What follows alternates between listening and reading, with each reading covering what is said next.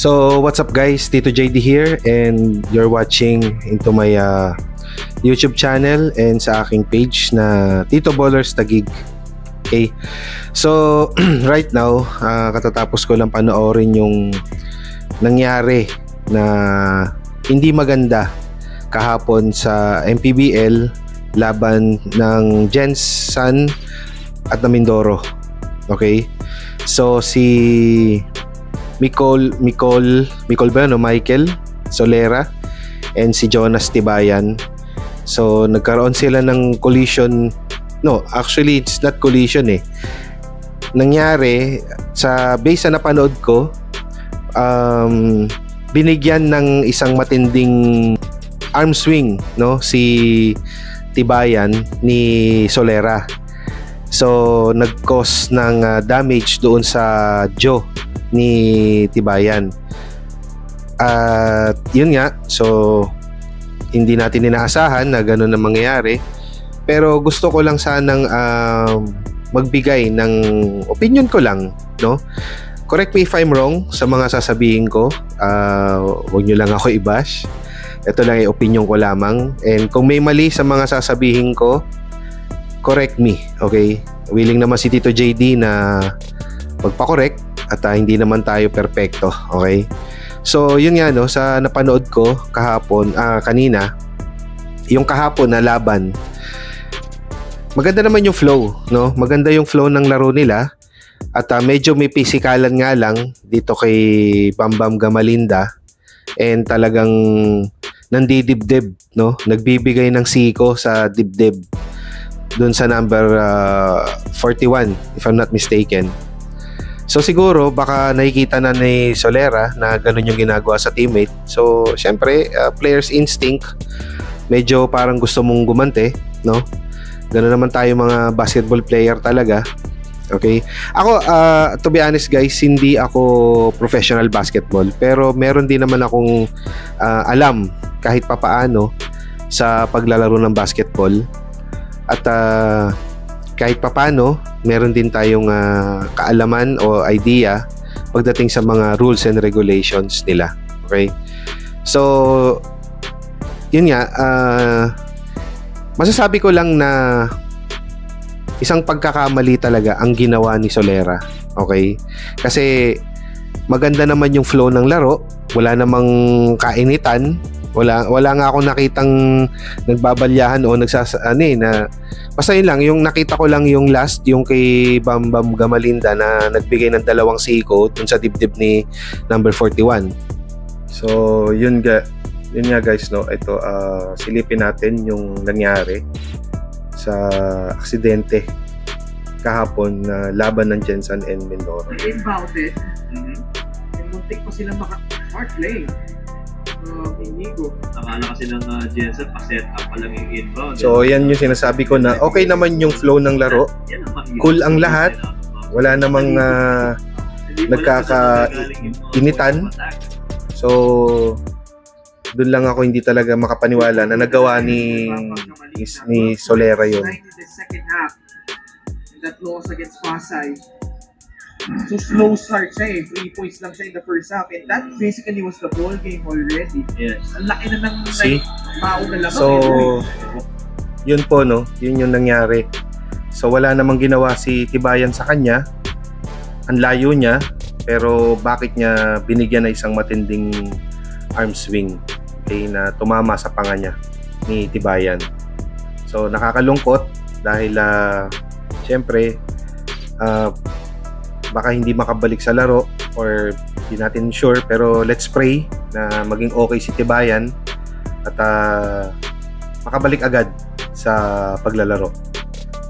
At si Solera naman, bahala na ang commissioner doon kung ano man na ipapataw nila sa kanya. So I'm not against with Solera. Siguro baka talagang medyo dumadaan sa problema or hindi natin alam. Siya lang nakakaalam. So kaya isa pa yun sa mga players, dapat kung may problema tayo, huwag nating dadalin sa court, okay? Wag na dadalin sa laro, okay? Masakit nga niyan guys, baka mamaya naagat niya pa yung dila eh. Baka maputol pa dila. Diba? So hindi natin alam kung ano yung magiging consequences ng gagawin natin o decision natin. Baka makasira pa sa pamilya, diba? Kawawa yung pamilya ng player na yan kung karoon ng hindi na makabalik sa laro, diba? So kailangan natin mag-isip talaga. As a player, ito lang naman yung opinion ko and ito lang naman yung ma-advise ko, lalo na sa mga future basketball star natin ngayon, ng mga kabataan at sa mga naglalaro pa lang ng basketball. Guys, iwasan nyo ang init ng ulo sa court, okay? At iwasan nyo din na makapanakit ng tao o ng kapwa nyo player. Kasi sa isang pagkakamali o sa isang desisyon na gagawin ninyo, dala lang init lang ng ulo o pikon sa laro, isang malaking buhay eh, 'di ba? Isang buhay ng tao ang pwede nyong masira, 'di ba? Thing din na talagang ikinatuwa ako sa nakita ko nung nangyari yung hindi magandang pangyayari. Lahat ng players ng Gensan at ng Mindoro, doon ko nakita na ang cool nila, no? Ang cool, and hindi sila sumugod kay Solera. So hindi nagkaroon ng brawl, 'di ba? 'Yun ang maganda kasi kumbaga umiwas na lang, 'di ba? Umiwas na lang. Yun nga yung sinasabi ko na iwas na lang tayo sa gulo, iwas na lang tayo sa pananakit, 'di ba? Kaya yun ang isa sa magandang nakita ko na naging attitude ng mga players sa MPBL kahapon, na hindi sila nagpuntahan sa gitna, 'di ba? Yung iba kasi talagang susugod sa gitna ng court eh, 'di ba? At talagang magkakaroon ng hindi magandang brawl, 'di ba? O ng kaguluhan sa court. So the good thing there is natuloy yung laro, natapos naman nila. And yun nga, si Tibayan dinala na siguro malamang sa hospital para syempre mabigyan agad ng first aid. And si Solera, so we don't know what is magiging consequences or magiging pataw ni Commissioner Kenneth Doremdes sa ginawa niya. Okay? So balikan natin yung nangyari kay Eugene Tejada rin, 'di ba? Na nagkaroon ng spinal cord problem, so hindi na nakapaglaro, 'di ba? So parang ngayon lang yata siya naka-recover after a long decades, 2 decades yata yun, hindi ko lang sure, pero nasira yung career, 'di ba? Sa isang pagkakamaling desisyon na nagawa ni Mick Pinisi, na inupuan yung likod, na parang sa napanood ko din parang sinadya, 'di ba? So guys, kayong mga kabataan, kung maglalaro kayo ng basketball, expect nyo na masasaktan kayo. Okay? Kung masaktan man kayo, huwag kayong mag-retaliate. Huwag kayong gagante. Yan ang masasabi ko. Dahil ako, to be honest, sa tagal-tagal din ng nilalaro ko ngayon sa basketball, masasabi ko na hindi ako nakasakit ng tao o ng kapwa ko player. Kung makasakit man ako, hindi sinasadya, sorry agad. Linalapitan ko kagad yung player. Ganon dapat yung mindset nating mga basketball player para, alam niyo yun, maging maganda at maging peaceful yung paglalaro hanggang sa matapos. Okay? Kung ayaw nyo namang masaktan, pwede kayo magpabangko kay coach. Or otherwise, magdala kayo ng magazine, magpasa kayo sa bench. 'Di ba? Or kung ayaw nyo masaktan, maglaro na lang kayo ng Chinese garter, 'di ba? Yan ang natutunan ko din sa mga coach na nagbigay ng mga advices sa amin dati. Another thing, guys, kung masasaktan kayo, wag kayong gagante. Okay? Wag kayong gagante. Hayaan nyo lang. Kung sinisiko ka, kung nasasalya ka, kung may ginagawa sa yung iba, ano mo lang, itimbre mo lang sa referee. At bahala na ang referee doon, okay? At do your play, okay? Do your game. Kasi isa pa, pagka nasira din yung focus mo sa laro, napikon ka, yung laro mo din ang mawawala eh, 'di ba? Madi-defocus ka. Be humble, okay? Be humble sa paglalaro, okay? Baliwala kasi ang galing mo, baliwala ang kwenta ang skills mo sa paglalaro. Kahit gaano ka pa kagaling, kahit pa mas magaling ka pa kay Michael Jordan, kung ang attitude mo naman bako-bako, baliwala rin, okay? So iyan ang isa sa mga factors na tinitingnan ng mga coach at ng coaching staff, yung attitude, di ba? Kahit hindi ka magaling, basta nga lang masipag kang mag-practice, masipag kang maglaro. Pag pinasok ka ni coach, binibigay mo yung 100% mo. Sure ball ka sa coach, sa coach mo at saka sa coaching staff na hindi ka bibitawan yan. Okay? Like si bilib ako kay pangalan nito, si Aguilar, yung hindi si Japet, Raymond Aguilar. Shoutout sa iyo, Sir Raymond Aguilar, ng Barangay Ginebra.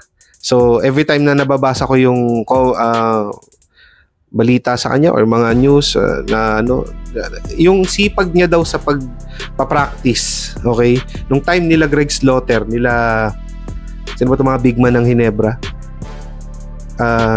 Doon daw sila natututo, like Japet Aguilar na kasi si Raymond Aguilar daw yung nagiging parang kabantayan nila na talagang willing to be hurt, 'di ba? Yung willing ibigay yung katawan. Kaya medyo talagang lumalakas yung mga big man ng Ginebra dahil nga daw kay Raymond Aguilar. Based yun sa nabasa ko in that thing, talagang magandang attitude yung ganun. Okay? Always go to practice. Pakinggan mo yung sinasabi ni coach. Sunod ka sa sketch ng play. Okay? And yun nga, balik tayo dun sa pananakit or sa panggugulpe, 'di ba? Wag tayong gagawa ng bagay na ikasisira din ang ating career. Okay, maraming players ngayon, siguro naman nabalitaan nyo na. Hindi ko na isa-isahin at hindi na rin ako mag-mention ng pangalan. Baka maano tayo, 'di ba? Pero siguro naman na ano nyo na yun, na balitaan nyo na rin, 'di ba? Like yung nakaraan lang last year sa Laguna, 'di ba? So napakagaling na taong to, na ay bata, magaling, may talent, may skills talaga. Pero yun nga lang, sayang, dinadaan sa init ng ulo yung laro. Tingnan nyo si Calvin Abueva. Ang ganda na ng laro niya ngayon, 'di ba? Focus na siya sa paglalaro. Unlike before, talagang bully siya. Although maganda rin yung laro, pero 'di ba, hindi pa rin kinaasaran lang ng tao before, pero ngayon 'di ba, gustong-gusto na siya ng tao, and which is ako din, banas ako sa kanya before, pero ngayon gustong-gusto ko yung laro niya, hustle talaga, 'di ba? And tingnan niyo sila Scottie Thompson nga, ang gagaling ng mga player niya, pero they bow down, 'di ba? Napaka-humble nila. JB, Justin Brownlee.